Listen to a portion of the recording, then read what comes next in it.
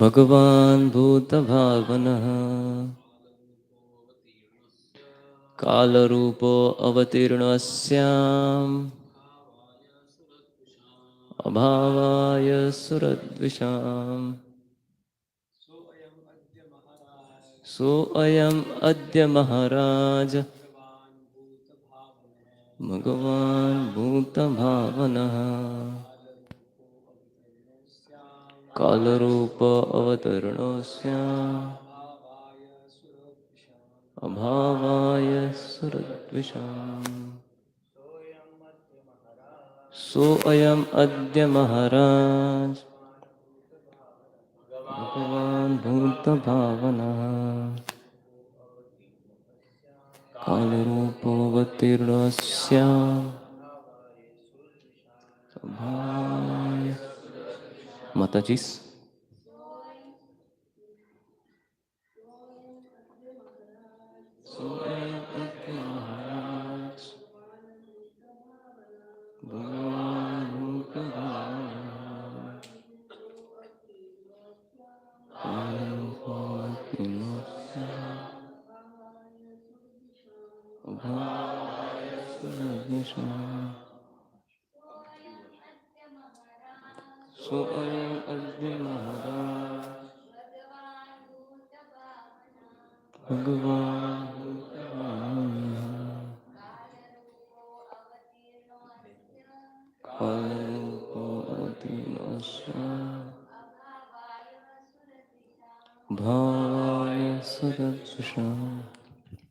Word for word meaning.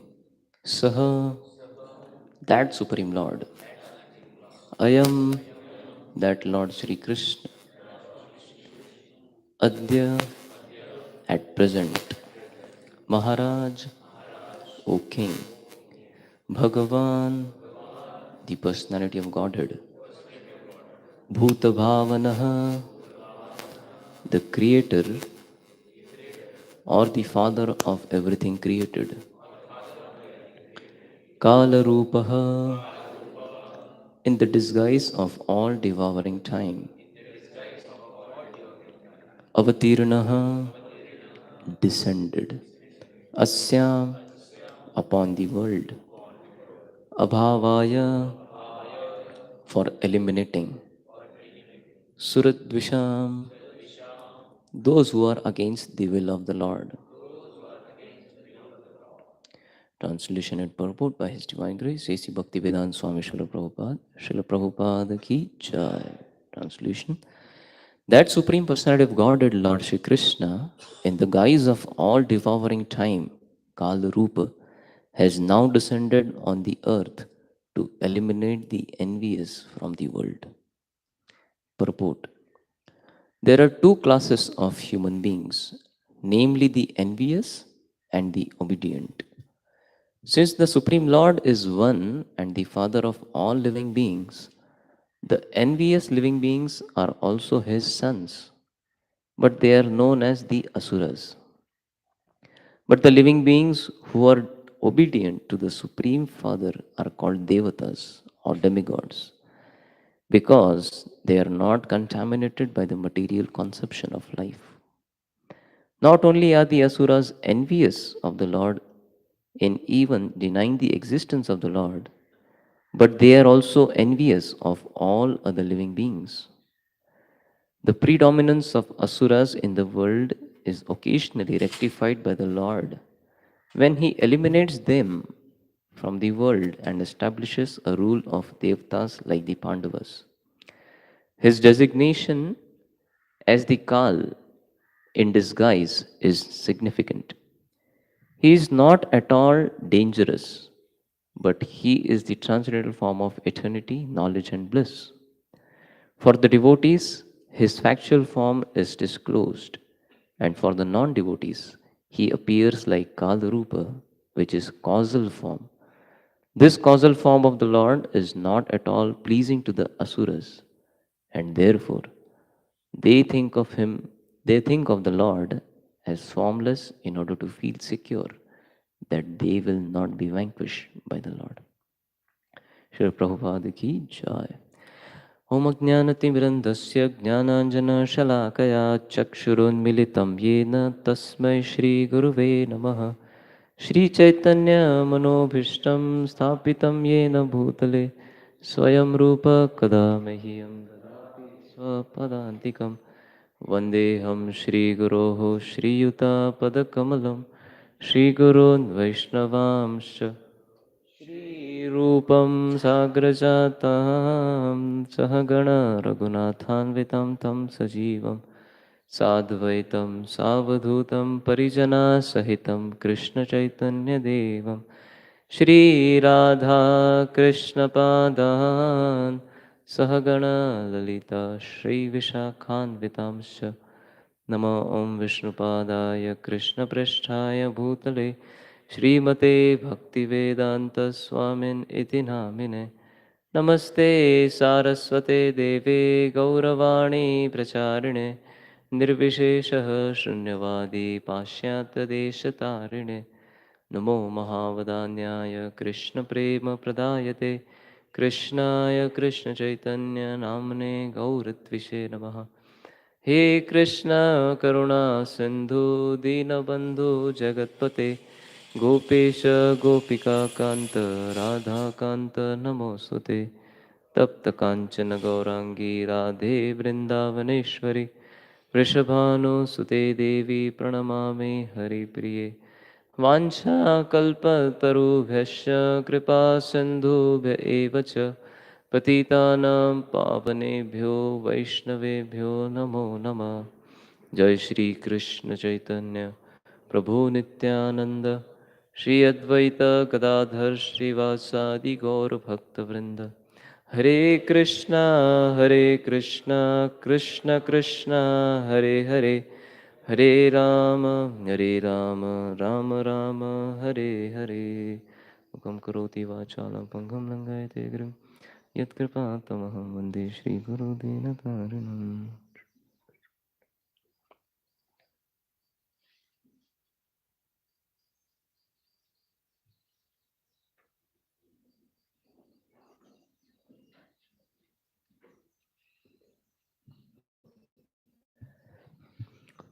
Hare Krishna. So I welcome all of you for today's morning Srimad Bhagavatam class. I'll, I would prefer to speak in English today. Let's see if Paramatma inspires. I'll speak in Hindi in between. Before I speak, I seek blessings of all the devotees present so that I can speak something on this verse. I seek your prayers and blessings so that whatever I speak is in parampara. Today, specifically, I'm simply going to repeat from what I have heard from my spiritual master and some senior devotees. This is very elevated subject matter, and I have no realizations of my own. So, just trying to repeat. And I pray that whatever I speak is pleasing to all of you. It purifies my heart and pleases the Supreme Lord. So, this verse, Narad Muni is telling Yudhishthira Maharaj. In previous verse, yesterday's verse, he specifically told Yudhishthira Maharaj that you should see that Supreme Lord, focus on that Supreme Lord who is appearing in different forms within and without. And here in this verse particularly, he is mentioning one such form of the Supreme Lord which is in disguise generally. It is the form of the Lord as kāla-rūpo.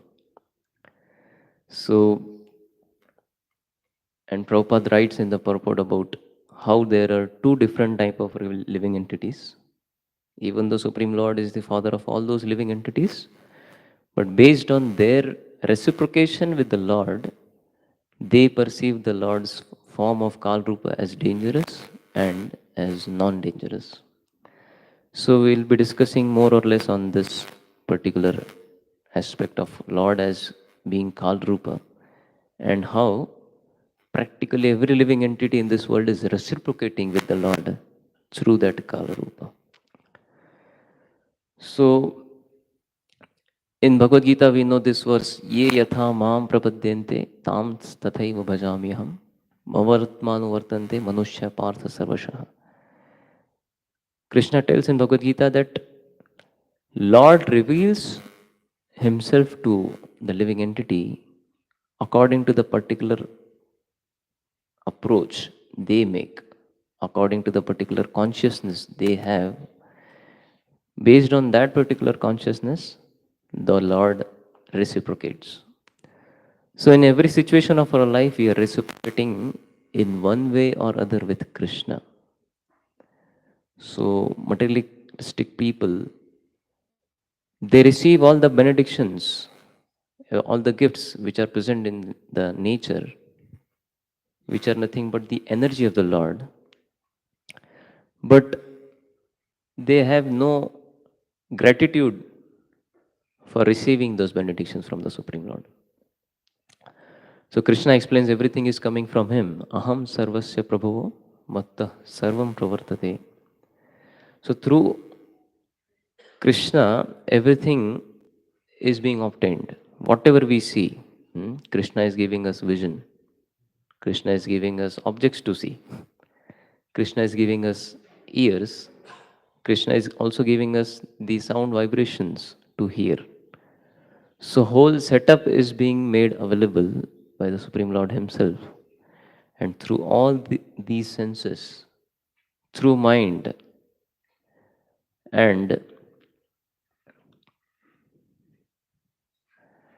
through every activity that we do, our entire existence is simply in reciprocation with Krishna's arrangements. So the whole question is how we actually reciprocate with the Supreme Lord. That is what makes these two categories which is mentioned in the purport. So Prabhupada writes in the purport that there are two classes of human. One which reciprocates with Krishna with grateful heart, acknowledging that Krishna is source of everything. He has given us everything. Through this grateful attitude, they reciprocate in line with Krishna's desire. And that's how they are called as devatas. There is this verse which defines, I don't remember the verse, devatas and asuras. What is that verse? Whatever mentioned in the scriptures which is followed, they are called devatas, and viparyo are asuras, something like that. So, those who reciprocate with Krishna's arrangement with a grateful heart, they are devatas, devotees, suras. And next category, obviously, which is the opposite, those who don't, they recognize at times that Krishna is source of all these arrangement, but then they don't reciprocate favorably. They deny existence of Supreme Lord. They feel that everything is meant for their own enjoyment, and hence they act opposite to the desires of the Supreme Lord and end up getting entangled more and more in this material world. Therefore, they do as they want, disobeying the Supreme Lord's will, and hence they are asuras. And Krishna reveals to both these categories according to their reciprocation. Like, so there are three modes of material nature. How one is bound by these three modes and the desires which one cultivates in his consciousness, to that level, Krishna reveals himself. One wants to get entangled more and more through these three modes. One wants to cultivate desires in his consciousness which are against the will of the Lord. Then Krishna will reciprocate by presenting himself in a different form, in a form of kāla-rūpo. Otherwise, Krishna will reciprocate by coming in other different forms, pleasing forms like his form of Varaha, Kurma, Rama, Narsimha. So further we'll see how the same form of Lord is for asuras it is fear producing, but for a devotee it is pleasing. So if one performs evil deeds in his life, Krishna will reciprocate by smashing him and by causing him equal proportion of suffering because he is doing that evil. So this kāla-rūpo actually manifests through the laws of nature that we know, the law of karma. So you perform pious deeds with material motivations, then Krishna will give you some pious rewards and some temporary arrangement for sense gratification.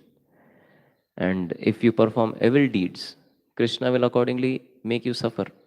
So this is how Kala, through the agency of law of karma, reciprocates continuously with each and every living entity. So in this way, the whole material existence, even the whole spiritual existence, literally everything is simply having this one thing only.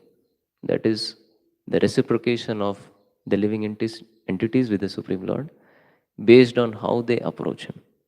That's in essence what is exactly happening in entire cosmos. Therefore, it is said that one cannot escape Krishna. It is literally impossible to escape Krishna. Because Krishna is very source of everything. He is beginning, He is middle, He is end. So one cannot just escape Him. He is everything.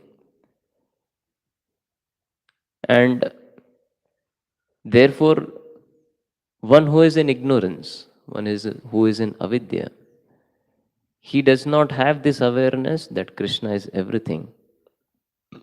And without this understanding, he simply keeps on entangling himself in this material world.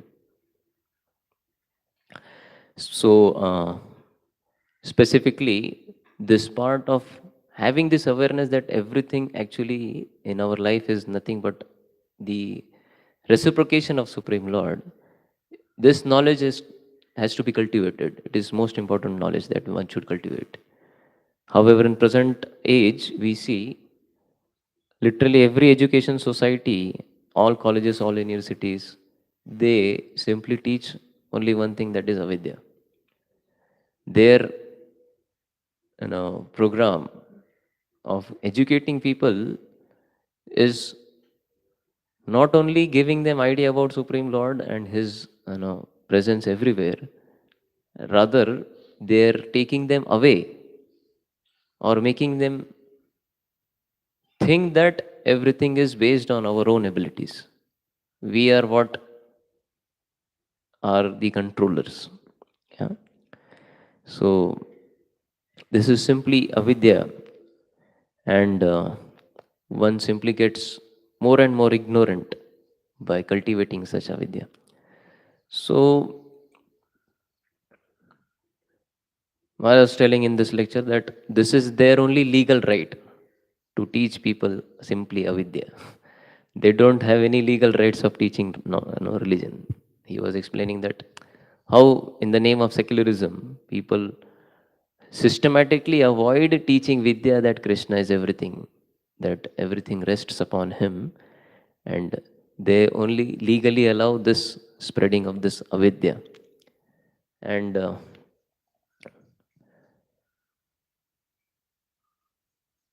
when we learn to understand that Supreme Personality of Godhead is the source of everything, and when we favorably reciprocate with Him, then that process is called knowledge actually. That is actual vidya. And every other education which is against this is simply nothing but ignorance. And therefore, cultivating this knowledge, spreading this knowledge of Krishna consciousness is the greatest need in human society, the most important and most urgent need. And one need to be aware that Krishna, from whom everything is being provided, both within and without. He is our everything in life. This knowledge has to be cultivated.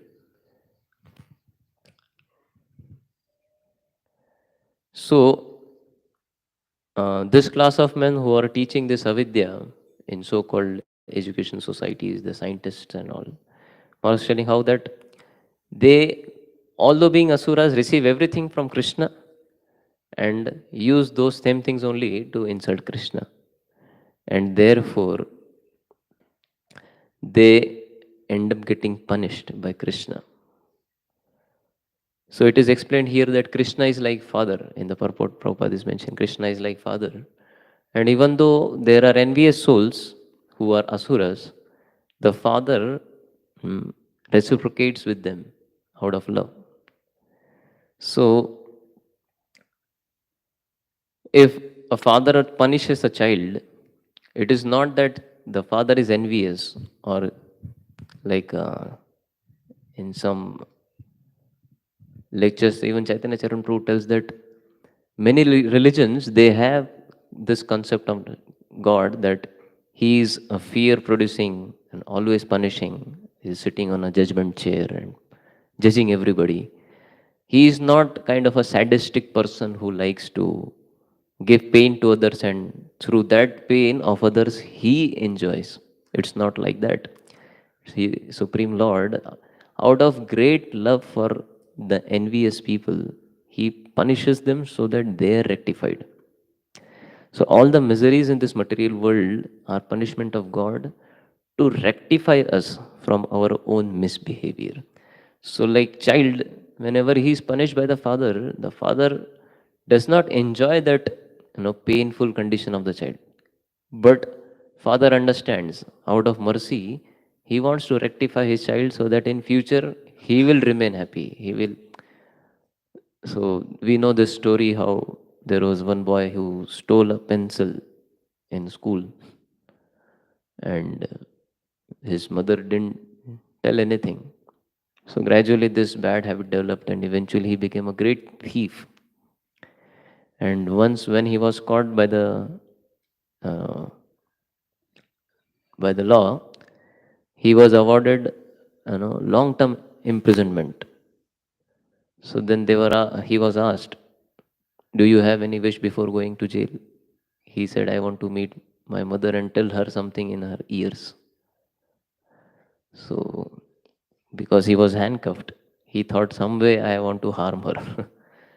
So he goes near the ears of mother and bites out her ear and screams and shouts that if only you could have stopped me when I was a child, when I stole that first pencil from the school, I would have not received this punishment of long-term imprisonment or probably hanged till death, something like that.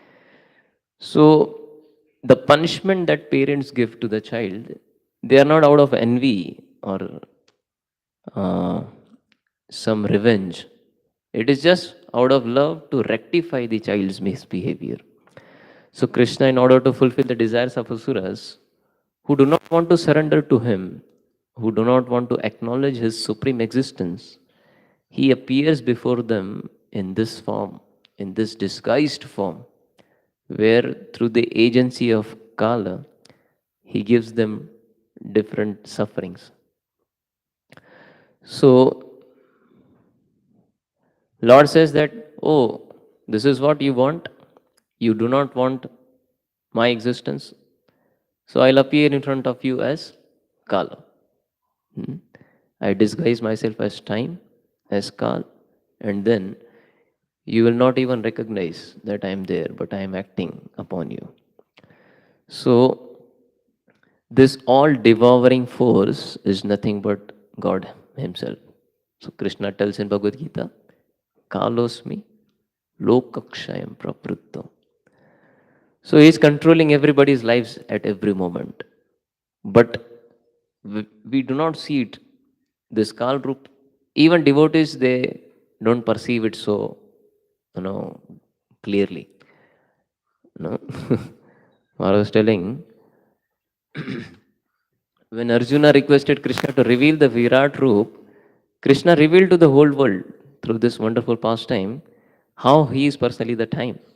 Like everybody was going in his mouth, thousands of mouths, and blood is dripping from his lips.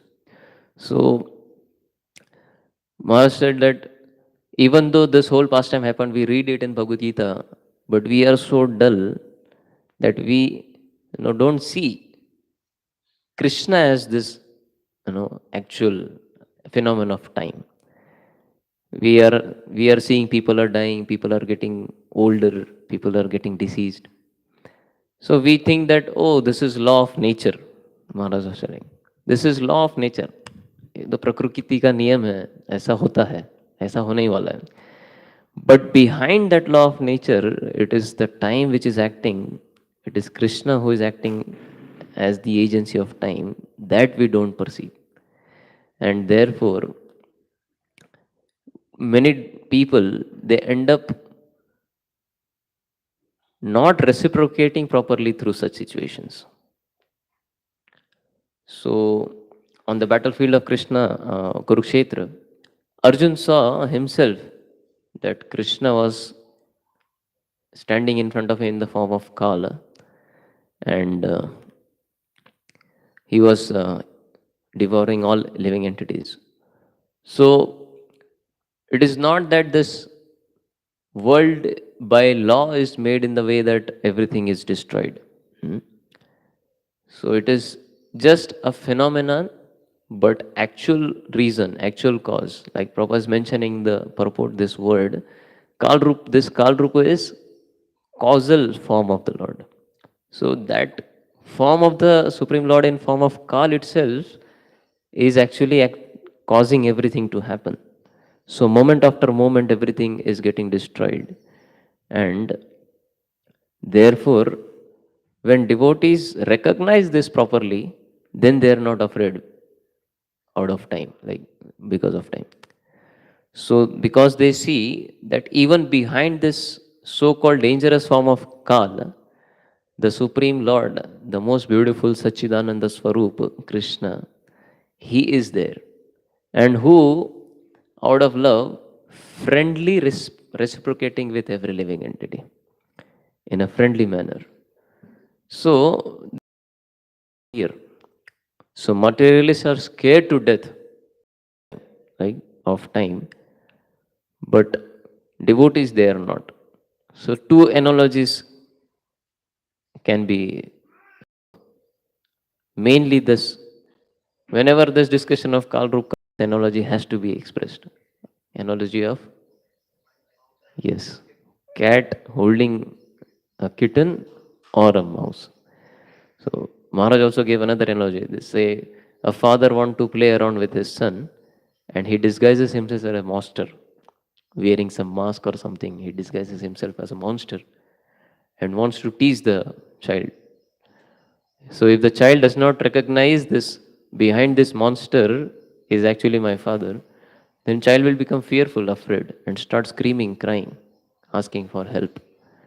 But if the child recognizes, oh, he is my father, he just wants to have some fun with me. So then the child will also take part in the act. He will also, just to please the father, and he will also like reciprocate by showing that, oh, I am afraid, but actually he is not within, right? So Maharaj is mentioning how materialists are very much afraid of that form of Kala. But devotees, when they see that he is Krishna, this Kal is Krishna in the disguise, then they do not have any fear, like the rat. That rat goes in the mouth of cat. It's very fearful because it is literally question of life and death. But same mouth when is used by the cat to pick up a kitten, kitten doesn't feel at all any pain. So in this way, we should learn to see Krishna at every moment in the form of time. So that way then time, this phenomenon of Kal becomes beautiful. Everything in relation to Krishna is beautiful. Therefore, this Kal-rūpo also becomes beautiful if we see that it is Krishna who is acting through this Kala.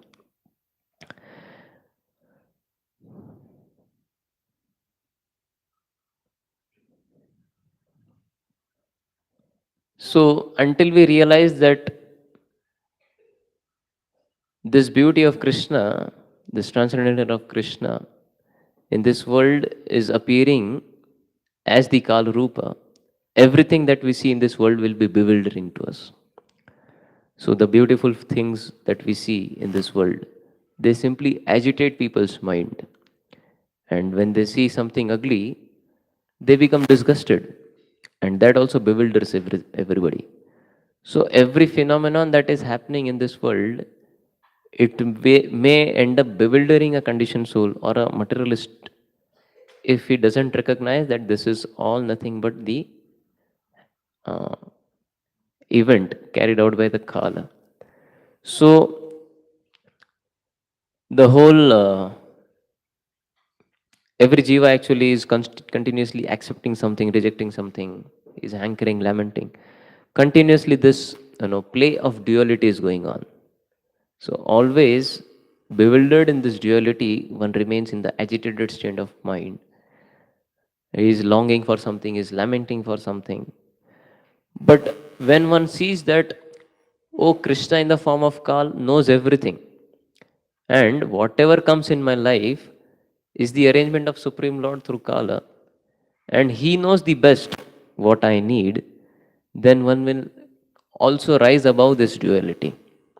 So, to see that Krishna in the form of Kal is leading the events of my life, then one can even rise above the dualities. So there is orchestra, we know. Orchestra, there are different instruments being played. And all instruments together, they come and make a beautiful music. But the whole orchestra is being operated by the main orchestrator, the conductor, who is standing in front with a small stick. He's just waving his hands. And all the instrument players, they are playing their part. So, same way actually, the Kal is operating. So, this orchestrator is the kāla-rūpo, and all the other instruments, they are like different agencies through which we get reciprocations in terms of dualities. Sometimes we get happiness in this world, sometimes we are sad, sometimes there are, so this threefold miseries that come our way. Everything is being operated. So if we see, this operator is standing just with a small stick, all instruments he is controlling, then the life becomes, a good, nice orchestra. If we just simply accept whatever is happening. So,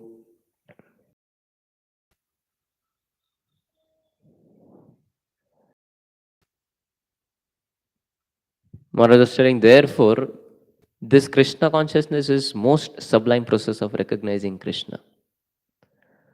So, Srimad Bhagavatam also is describing about this kāla-rūpo.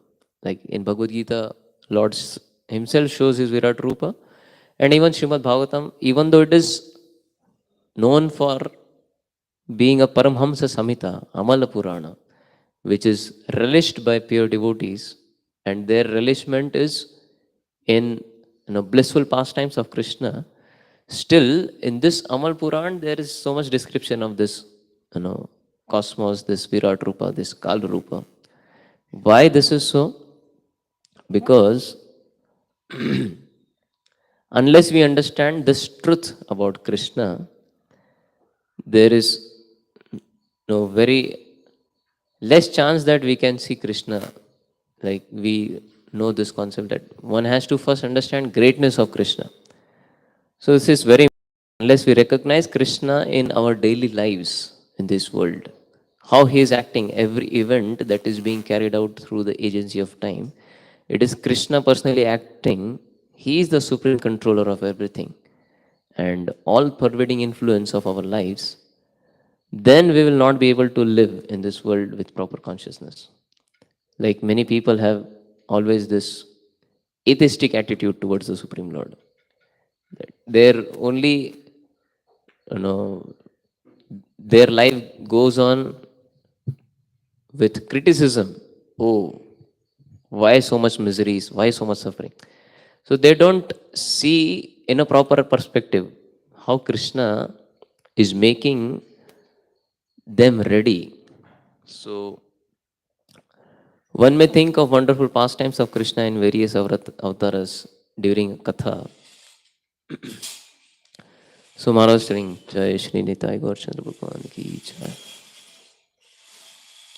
Maharaj was telling how devotees also would like to relish Krishna through his various sweet pastimes. Like when they hear Katha, when they hear about different pastimes of the Lord, it is relishable. But Maharaj was telling, when we enter into the world of dualities and when miseries start striking upon us, then are we able to remember Krishna? Whatever during Katha, then are we able to remember Krishna, that same Krishna? When dualities strike, are we able to remember those beautiful pastimes? No. So, therefore, he said, we have to be able to recognize how here is Krishna in this duality situation of my life, how he is present personally through his influence of time. Therefore, one has to see Krishna as this source of this kāla. So, Srimad Bhagavatam is actually spoken for two people. One is those Paramhamsas who take pleasure in the topmost nectarian Katha of the Lord, which is described in 10th canto. And then there are those who are being prepared by the Supreme Lord to reach that level of Paramhamsa. Only for these two people, Srimad Bhagavatam is spoken. So, how one can come to such position of Paramhamsa? First, we must understand by living in this world how Krishna is relating with us every moment. So the pure devotees, they are always, in connection with Krishna through their pastimes in consciousness. They are always living in separation of Krishna, and that is their highest ecstasy. But for conditioned soul, we have to relate through all events of our life, every moment, how this is reciprocation of Krishna with me. How this is the conscious reality, that Krishna is making things for me or making me ready to reach to that highest level of a Paramahamsa. So, this kāla-rūpo is preparing us as a wonderful offering to Krishna. And then Maharaj gave a wonderful analogy, which is very relevant to my seva. I was telling how there are sabjis in kitchen. The sabjis are washed thoroughly, then they are peeled, then they are cut. After they are cut, either they are boiled or they are fried. So much pain they have to undergo. Why for? So that they can become a tasty offering in the plate of Sri Srinidhai Gaurchandra. Right? So this whole kāla, that miseries, dualities, that they come in life of a devotee, if they don't see that this miseries, this cutting, this boiling, this frying is making me prepared to be a tasty offering for Krishna, then we will not be able to reciprocate with this events of our lives. But if we see, oh, this is Krishna in the form of time, getting me ready so that I can become an offering in his plate at his lotus feet, then our life will be blissful. Then we will be able to rise above, or then we will be able to see this kāla-rūpo in a proper perspective. Otherwise, one won't be able to rise above this conditioning, this anarthas, and end up circling in the cycle of birth and death. Creation after creation, creation after creation. Maharaj said that if one is not prepared to reciprocate through this kāla-rūpa's arrangement, he will be forced to be prepared eventually after few years, maybe after few lifetimes, after few creations, Maharaj said. But if we understand and know that this is arrangement of Krishna for my betterment only, then whatever events they come upon our life through the agency of Kala, we will be able to reciprocate in proper perspective, and very soon will become a great offering at the lotus feet of Krishna. So these are some thoughts. Yeah. One last thing which I want was the same. Actually, the last what we can say attack of Kala in a lifetime of a personality, any jiva, is in the form of death. So if we are always conscious about this event of death that is going to take place, then also it will be easy for us to reciprocate in proper perspective. Because we understand that once death approaches, then it is very difficult. We don't know next life what we will remember, we will not remember. So, like Kamsa was so afraid of death. Krishna appeared in front of him, it is said, in the form of death. He was so afraid. But the small boy, Dhruv Maharaj, was so fearless that he even stepped over the head of death personified to board the Vaikuntha plane. Similarly, if we prepare ourselves with approach that time in form of death is going to very strike, then we will be able to become more and more serious, more and more, attentive, and we will be also able to handle the mainly difficult events in our lives in a proper perspective. And that way, we will try our best to align with desires of Krishna and whatever events. Maharaj was telling so many things in detail that, in devotee association, somebody speaks in a way that he cuts our heart. We will not go and react and say that, who are you to cut my heart? Like the potato is being cut by the knife, but potato does not, chastise or have any grudge towards the knife because he knows the knife is in the hand of the cook. Similarly, Maha said that kāla-rūpo, through the agency of different devotees, is purifying us. So we cannot blame any other devotee in our association. It is Krishna who is making arrangement through those devotees to get us purified. Therefore, it is in our interest that we, in a proper way, reciprocate with the events that are taking place in our life, see it as Krishna's mercy, and accordingly accept the will of the Lord so that we can become offerable. Hare Krishna. So please pray that whatever I spoke, I can apply in my life. Any queries, any comments?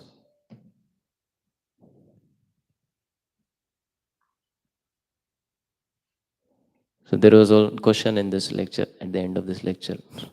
I'll share that. It was very interesting. Shaman Pro had asked the question that, Maharaj, we read in Bhagavad Gita, 9th chapter, Susukham kartum avyayam.